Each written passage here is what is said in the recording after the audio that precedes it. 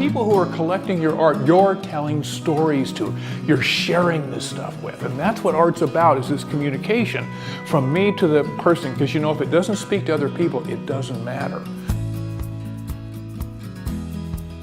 Well, I got started as an artist, this is back 1979. We walked into the Cowboy Hall of Fame.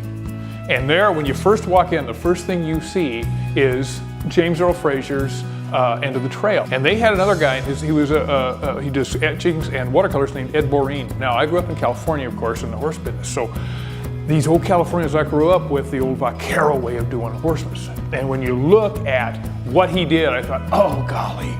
And that gave me the spark to think, you know, this might be something that just got me fired up.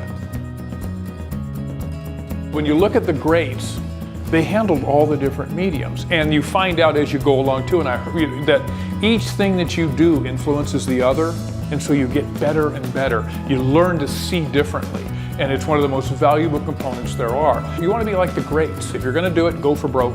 And that's what really got me pushing to do all of the different mediums. My background as a horseman has a lot of influence on my work for a lot of reasons.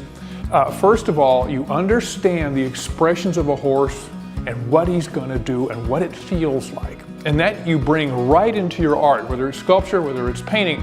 It gives you, there's a genuineness there. And you know, the bottom line in with your art is you want to communicate to other people this life. And this life that they maybe have never had a chance to even experience. And that genuineness comes through because of all the years of involvement with these horses. And I'll tell you, there's just nothing better than working on these horses and doing it, whether it's art, whether it's on their back, there's nothing better than that.